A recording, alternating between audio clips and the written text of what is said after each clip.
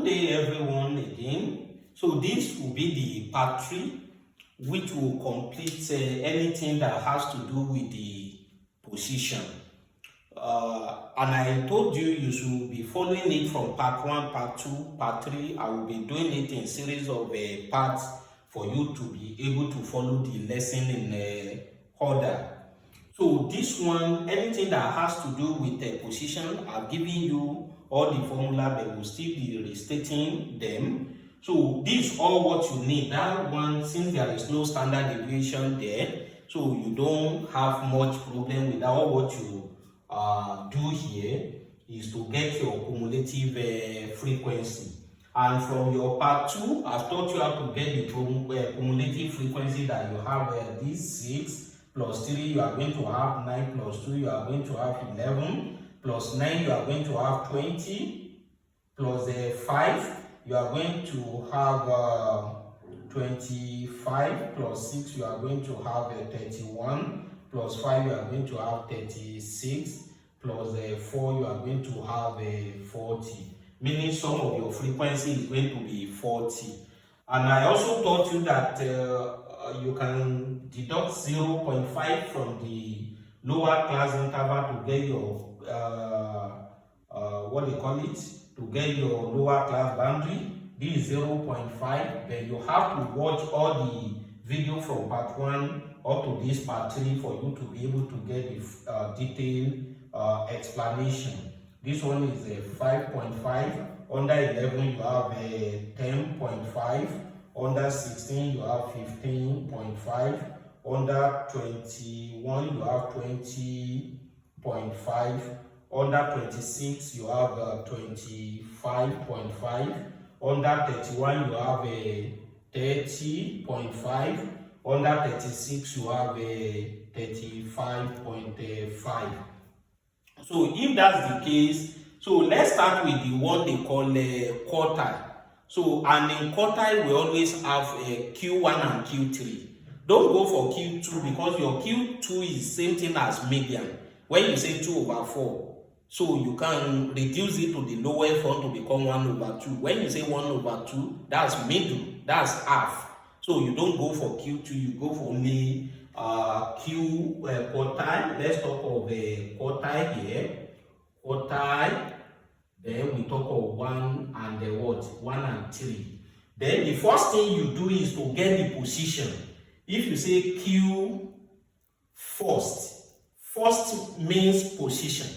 It's not the main Q1. So you have a n plus a 1 over 4, because you are dealing with quarter, it will be over 4. When you are dealing with median, that's middle, it will be divided by 2. So you have, according to this one, your summation of frequency is 40. So you are going to have 40 plus 1 divided by 4. So what are you going to have? 41 divided by 4. Let's use our calculator. So this will give us 10.25. So if you see this is not up to 5, so you check where 10 is in your cumulative frequency. So you get it under this place. You get it under this place. So under 11, so this is where your Q first located. That's where your Q first located. Then let's check the position of Q third before we go for the computation. You have your Q third position to be n plus 1 divided by 4, but because you are talking of 3, you have to multiply it by 3. You have to multiply it by 3. So you are going to get 41 times 3 divided by 4. Let's use our calculator so that we get the answer. The result of this one is going to give us 30.75 position. If we approximate this, I think that's going to give us 31. We can get that value within this place. So this is the one of Q first, this is the one of Q third. We can identify the class. We can identify the class.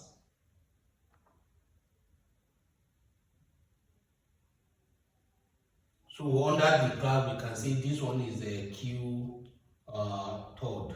This one is Q third. So now that we are able to identify the position, your Q first, your Q1 now, Q1, what we succeeded in doing is to get the position of the first one, position of the second one. So your Q1 is lower class boundary in Q1 plus the summation of frequency divided by 4 minus summation of frequency lower than Q1 all over frequency in Q1 multiplied by class interval. So now our lower class boundary in Q1. So you can bring them out one by one, there is no problem. Your LQ1, where LQ1 is equal to this very one, that's a 10.5. Then your summation of a frequency lower than Q1, you can get it from here. This is 6 and 3, you get 9, which is equal to 9. Then your frequency in Q1 is equal to frequency in Q1, that's this frequency in quartile 1 is 2, where, and your C is 5. We've explained that earlier. That's your class interval, so that you can have your computation continuing as a 10.5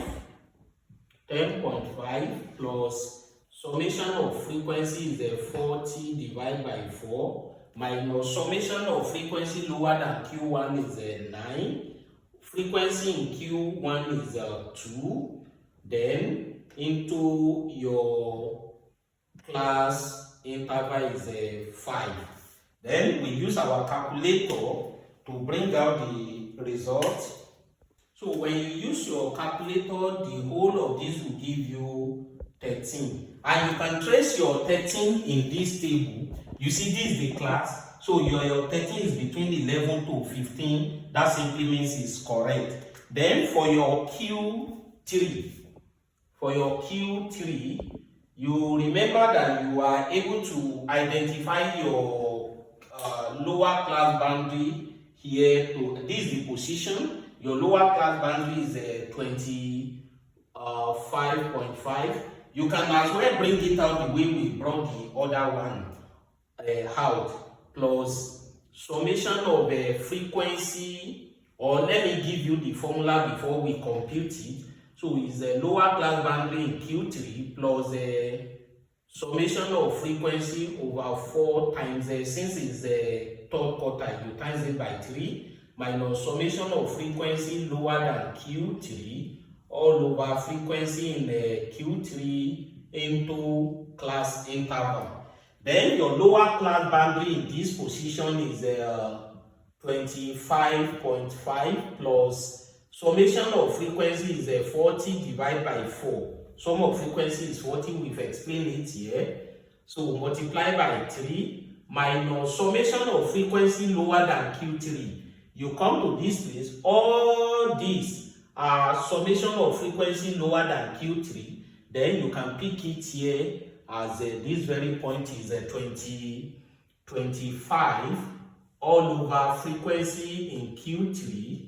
The frequency in this line is 6.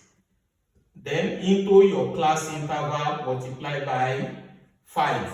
So with this, you can use your calculator to get the entire answer.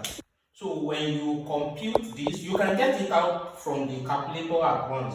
And let me still remind you, the recommended calculator is Casio FX 991 ES Plus natural display. So you type it the way you see it on the board, you get your answer at once, which is what? Which is 29.7. 29.7. So that's your Q3. So from this, there is other thing you can use it to compute. What's that you can use it to compute is what they call interquartile range. You have your interquartile range, that's IR is equal to Q3 minus Q1. In this case, your Q3 is 29.7 minus your Q1 is 13, which is going to give you 16.7. That's your Q interquartile ring. Then there is what they call semi interquartile range. The semi interquartile range, or you call it coefficient of quartile deviation. Don't forget, semi interquartile range is same thing as a coefficient of quartile deviation. So that one is just the average of interquartile range. Semi interquartile range is same thing as a Q3 minus Q1 divided by 2, which is equal to 16.7 divided by 2. That will give you 8.35. So those are the one you do them together under what? Under quartile. So possibly we still continue with part 4 of getting more of those one with position. So let's make another part 4 with those one of position. I thought our moment would be part 4 before, but since we want to stop this part 3 here, we continue with docile, that of 10, that of 12, that of score, that of percentile. So those are the one with position. They follow the same pattern with this, or we just pick 1 or 2 of them to make part 4 and 5, so that we conclude that before we go to moments.